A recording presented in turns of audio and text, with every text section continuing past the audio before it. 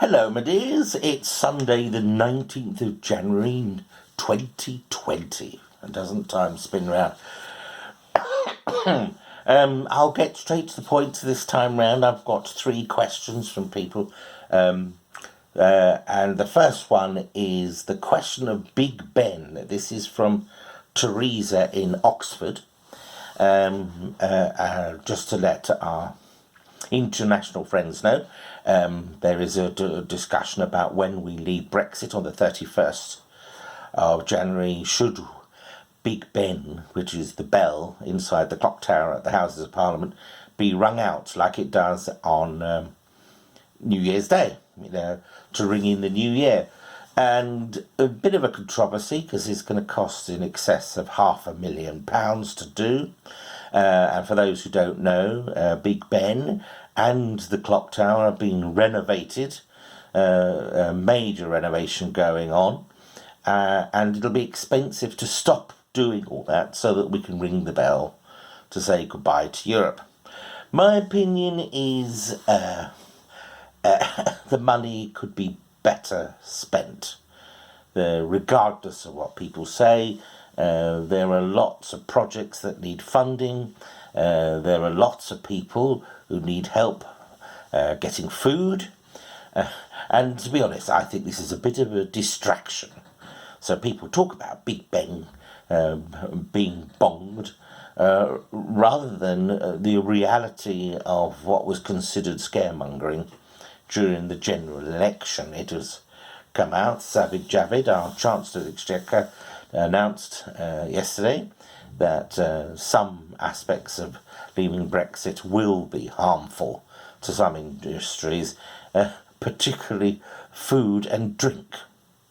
So that makes me think, so they're going to starve us so that we'll accept whatever is going to be thrown at us. I don't know. I think it's a distraction, and the money could be better well spent. Jenny from Newcastle. Question time.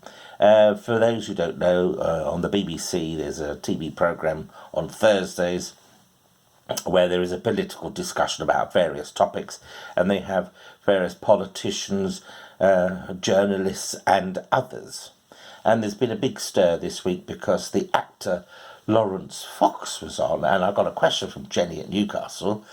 What's an actor doing on Question Time? What does he know? He's only an actor.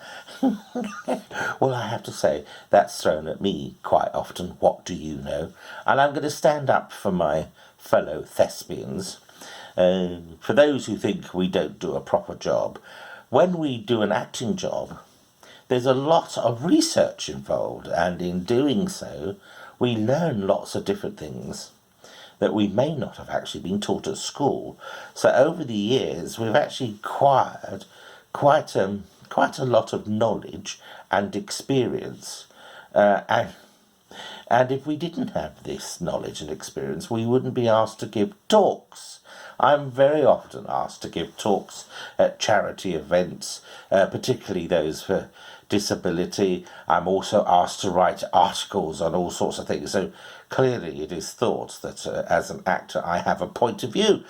And I have to admit, I saw the programme and he did get himself shot down by a few very ignorant people. I thought, the card that he's a privileged white male means he doesn't understand is phooey. That gets thrown at me sometimes, but if you read my book, My Dalek Has a Puncture, you'll find that I'm not just a simple, privileged white male. I'm in fact quite the opposite. Oh dear. So, yes, as I say, I'm asked to give talks. I'm just checking notes I've made. Baroness Chakrabarti, somebody who I've respected over the years, I thought did make a bit of a fool of herself. But there we go. Why should Lawrence Fox be on Question Time? The answer is he was invited and he has an opinion. Zola in Bath. Oh, here we go. Yes, Zola in Bath wants to know my opinion about the Megxit. Well, the fact that you're using the phrase Megxit shows that there is a bias. Okay, every family has a sort of bombshell that goes off within it. Members of the family have a dispute about something and then you never see them again.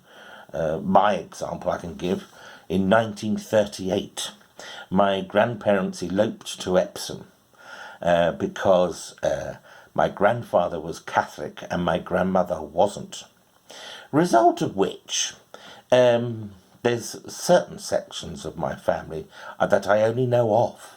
I never met them, which is a real shame, and most of them have died now. But I would have liked to have met them and had discussions. And I see this with Harry and Meghan. They have asked the media to step back a bit whilst they're dealing with their first child. There is a suggestion of nastiness going on, and I must admit some of the images towards Meghan have been quite offensive. But I would also argue that they are in the public eye and they've had no worse than Prince Charles or Diana, or going back further, Princess Margaret. So if they want, the only thing I would say,